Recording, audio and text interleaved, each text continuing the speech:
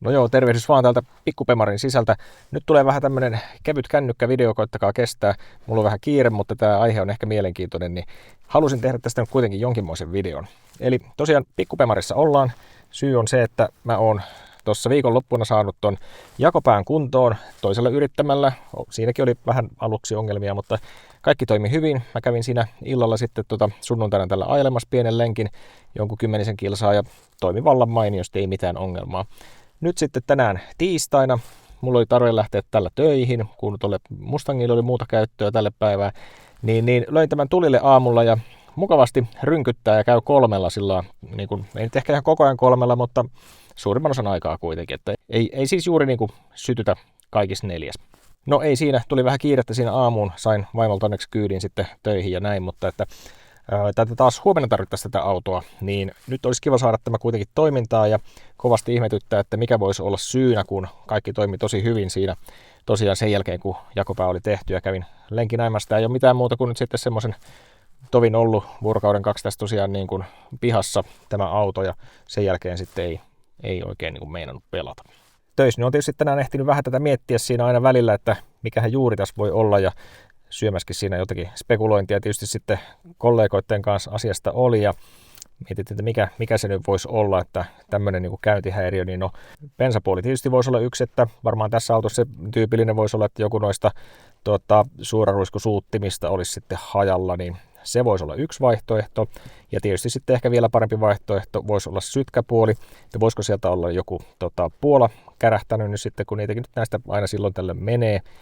Mutta sitten kuitenkin nyt ehkä tuli semmoinen niin kuin mielenkiintoinen ajatus, että kun mä vaihdoin tänne uudet tulpat samalla kun tein sitä jakopääremppaa, niin mulla putosi lattialle yksi niistä tulpista. Ja en mä nyt ajatellut siitä sen enempää muuta kuin, että no ei kai se nyt tuosta miksikään mene. Katsoin niitä päälle päin, se näytti aivan hyvältä se tulppa eikä siinä mitään, mutta nyt sitten kuitenkin vähän mietityttää, että olisiko niin, että sitten kun se on tuossa saanut lämmetä ja autolla on ajettu, niin se olisi sitten nyt ruvennut pätkimään, että sieltä olisi jotakin hajonnut sieltä sisältä, vaikka ei se ulkoisesti näkynyt, että siinä olisi niin kuin siinä keraamisessa osassa tai missään olisi halkeamia, niin olisiko se kuitenkin sitten mennyt rikki. Ja kyllä mulla joku tekoäly ainakin tuolla heti kun laitoin tuonne Googleen, että tulppa putosi lattialle, niin sanoi, että ei kannattaisi käyttää, että siellä voi olla, että on tullut jotakin vahinkoa sille, niin voisiko se olla niin, että se olisi hajalla? Mulla on ne vanhat tulpat tuolla vielä, niin en onneksi heittänyt pois, niin mä voin nyt kokeilla sitten, että miten siinä käypi. Mutta mä koitan nyt ensin katsoa, että mikähän tässä nyt sitten mahtaa olla se tulppa, mikä voisi olla se, tai mikä se on se sylinteri, missä ei sitten sytytä. Niin, katsotaan.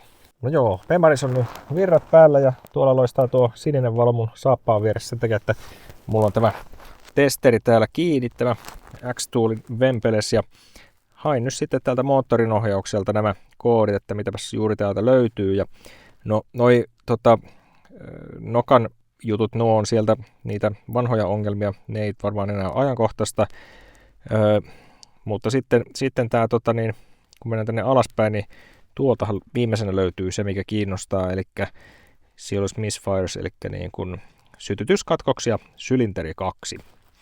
Joo, ja tuo voisi mun mielestä kuulostaa ihan hyvältä tämä sylinteri 2. En tiedä, saikohan tästä mitään lisäinformaatiota. Ei tullut tuolta ainakaan.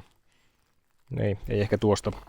Toi kakkossylinteri kuulosti sen takia hyvältä, että mä muistan, että se ei ollut se eka tulppa, mikä putos, eikä se kyllä ollut viimeinenkään. Että se on varmaan ollut niin kuin 2- tai 3-sylinterin tulppa, kun mä ykkösestä mielestäni aloitin sen homman. Niin tuo sopisi kyllä aika hyvin siihen juttuun, että vähän jo niin kuin tuntuu semmoinen niin kuin positiivinen kutkutus tässä, että voisiko olla niin, että tämä olisi nyt diagnosoitu oikein jo tässä vaiheessa tämä homma, ja tietenkään se ei niin ole, mutta tuntuu vielä tässä kohtaa siltä, niin tuolla tosiaan tämä keli on tällainen miellyttävä, että vettähän tuolla sataa pihalla, niin kuin tietysti maaliskuun alussa on aina tärkeää, että sataa vettä, niin juuri näin siellä tapahtuu tällä hetkellä. Niin senpä takia tuo kiinnostus mennä tuonne ruuvailemaan on aika vähäinen. Ja mä nyt justiin sain sen avoauton, se oli pitkään tässä pihalla, niin onneksi oli enimmäkseen pakkasta, niin sain sen tuonne talliin ja se on nyt kuivannut siellä ja talli on kuivannut ja näin, niin millään viittisit tuoda sitä taas tänne kastumaan. Tämä on ikiaikainen ongelma tässä autojen pyörittelyssä tässä ympäri pihaa. Ehkä olette muillekin tämmöisillä kotitarveautotubetteilta nähnyt saman ongelman, että kun kalustoa kertyy, niin ei oikein ole tilaa ja tulee tämmöisiä ongelmia. Niin ehkä mä menen tuonne sateeseen sitten värkkäämään. Että katsotaan, mitä mä nyt saan siinä kuvattua, mutta yritetään. Mun pitää ainakin se moottorin suojauttaa siitä päältä pois ja sitten olikohan niin, että mä sitten pääsisin nostamaan sieltä sitä sytytyspuolaa irti ja sitten tulppaa, niin katsotaan, mä haen sopivat työkalut valmiiksi. Niin mä jo muistan tässä kohtaa, mikä työkalut pitää olla, kun mä oon justiin noiden kanssa värkännyt. Ei vitsi, enhän mä muistan, että eihän tätä saa edes tätä koppaa tästä pois, että ilman, että purkaa tuosta taas tuon raikkarisysteemit ja muut tuosta edestä. Ei se auta, pakko ne ottaa siitä taas pois. Ne on typerät laittaa takaisin.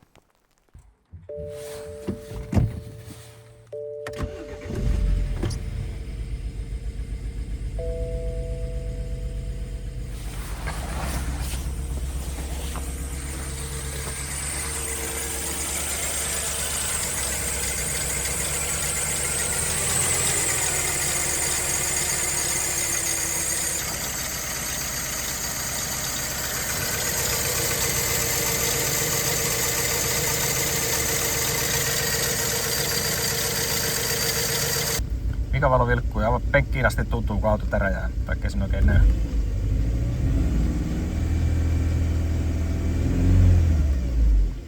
Kyllä kuulkaa kerta kaikkiaan oikein sielu lepää, kun saa vesisateessa täällä kumpparit jalas loskassa täällä Bemarin kanssa värkkäillä. Tulee hyvä mieli. Autoharrastus, lämminhenkinen, mukava, siisti homma. Suosittelen kaikille, on kivaa.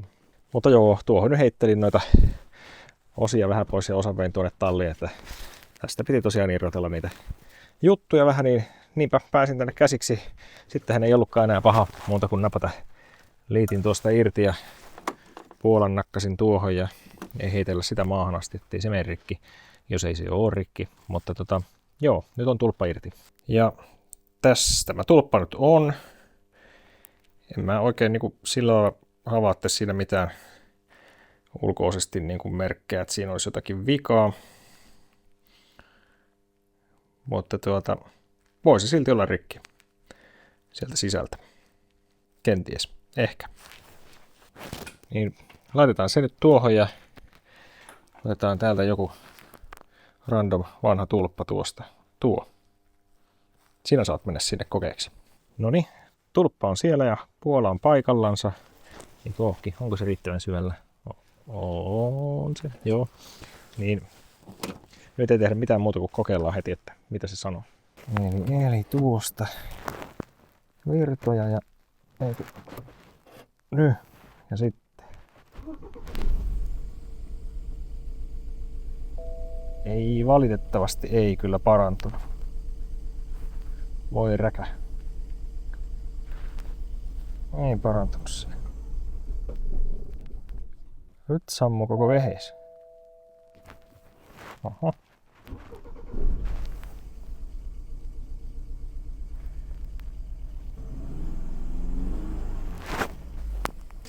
No joo, vaikuttaisi, että tämä kuitenkin sytkäpuolen ongelma on, vaikka se ei nyt tuolla tullut kuntoon, koska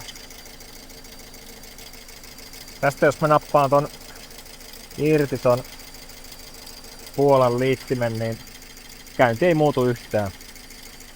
Että joo, kerta se tulppa nyt on vaihdettu, niin kyllähän tuo nyt vähän ehkä haiskahtaa, että toi puola on sitten rikki. Ja mä voin tietysti testata vaihtamalla nyt sitten tuon toisen puolen tuosta ristiin, niin sillä pitäisi näkyä, että siirtyykö vika. Okei, nyt on ykkönen ja kakkonen vaihdettu ristiin. Otetaan ykkösen piuha irti. Ei muutu miksikään. Eli oletus, että toi on rikki. Ja nyt pitäisi muuttua, jos mä nappaan ton tosta. Jep. Kyllä. Tuo on rikki. Okei, että puolavika se nyt sitten vissiin oli. Eli no, yksi niistä, mitä veikkasin, että voisi olla, mutta mä en oikein tiedä, onko tämä pitäisikö tähän suhtautua, että tämä oli positiivinen vai negatiivinen asia, että toisaalta kiva, että se ei ollut mun mokailusta johtuvaa, vaan se olikin nyt sitten vaan auton sekoilusta, eli siis osat hajoilee omia aikojaan. Ja tämä on tätä perinteistä, että jos jossakin autossa on jotakin niin sanottuja tyyppivikoja tai tämmöisiä tyypillisiä juttuja, mitä siitä hajoaa, niin yleensä ne kaikki osuu mulle kyllä kohdallensa sitten, että nyt puola ja sitten varmasti seuraavana ne polttoainesuuttimet sitten. Nyt mä tilaan uutta tuohon ja kyllä mä tilaan sen tulpankin nyt joka tapauksessa uuden siihen, koska ehkä on sellainen hyvin hyvin teoreettinen mahdollisuus sillekin, että jos se tulppa olisi rikkinäinen, niin olisiko se voinut rikkoa sitten ton puolan. en tiedä. Ehkä tosiaan teoreettinen, mutta ei voi niin kuin jättää huomiota, kyllä mä sen tulpan sinne nyt vaihdan joka tapauksessa. Niin, mutta enpä aja tuolla huomenna, että mä en tiedä millä mä sitten menen huomenna töihin, että saa nähdä. Katsotaan, mutta jatketaan kohta. No niin, osat on tullut ja sen verran laiska on, että ajoin tämän tänne sisälle, vaikka olisi oikein kiva aurinkoinen päivä ollut tänään, niin ei silti huvittanut jatkaa tuolla pihalla, kun nyt oli mahku tulla tänne sisälle, koska ei saada vettä eikä mitään, niin avoauto meni pihalle. Kyllä mä nyt varoksi otin sen tulpankin uuden. En tiedä, voisiko teoriassa olla tosiaan, että se olisi vaikuttanut sitten siihen Puolan toimintaan, jos se olisi jotenkin rikki, että se vastus olisi siinä jotenkin muuttunut. Mutta sitten on 4 Boschin Puolaa ja näistä nyt semmoinen juttu, että satui, kun mä tutkin tuossa niin huomaamaan semmoisen postauksen, että nämä 471-loppuiset Boschilaiset olisi hyviä. Tämä on niin kuin sillä vissiin sillä niin sanotulla vanhalla mallilla oleva, eli löytyy sitten toisellakin koodilla ja sinänsä kai sopisi autoon, mutta se on vissiin huonompi, että jos sen moitettiin, että sytkäkatkoja saattaa tulla sillä, niin näitä mä nyt sitten otin. Nämä ei kauhean kalliita, nämä oli joku 22-23 euroa tai jotain ja maksoin vielä muutaman 10 senttiä lisää, että saan nopeammin nämä ja nämä jopa tuli nyt onneksi viikonlopuksi. Lauantaina aamupäivästä tuli tuohon postin automaattiin, mikä oli erinomaisen kiva. Tiedättekö muuten, mitä tuo tarkoittaa tuo kuva tuossa stop-merkin sisällä? Se meinaa sitä, että jos menet aukomaan päätä asentajalle kesken remontin, niin se sivaltaa sun kahtia tuolla kiintoavaimella. Ei mitään, pistetään ne tuosta tuonne. No niin, nyt ei pudoteta tätä tulppaa. Ehkä. Pudotetaanko? Ei kai me pudoteta. Meniköhän se? Nyt meni. Ajattelin, että menikö kierteelle ollenkaan, kun pyörii vaan, mutta siinä vain on sitä kierrettä aika runsahasti. Olisiko tuon verran? Sieltä. Siihen uutta Puolaa niskaa. Nämä oli tehty Sloveniassa näköjään. Ok. Se menee sitten tuohon ykköseen jo äsken laitoonkin tuonne. Sen jo saman tien tuohon paikallensa nuo, niin tuosta on mukavampi painella. Ei se mennyt vieläkään aivan. Pitää panna puhelin pois ja painella se loppuun. No niin, eipä tuossa nyt kauhean kauan mennyt, kun tuon sai kasattua taas sitten kuntoon. Eli nyt on kaikki muovit sun muut siellä paikallansa. Ja tää on muuten tämä kaukalo tässä, mikä menee täällä alla, niin se on vähän semmonen typerä laittaa, että se pitää tarkasti ujuttaa tuonne omaan paikkaansa tuonne tiivisteeseen, mikä siellä takana on. Mitä ei nyt näy ollenkaan, mutta sanonpa kuitenkin, että se on vähän semmoinen jännä. Se helposti voi jäädä huonostikin siihen, mutta nyt ei jäänyt. No niin, sitten vain töräytetään tämä louskutin käyntiin ja kuunnellaan, että moniko sylinteri sytyttää. Humppa pois päältä.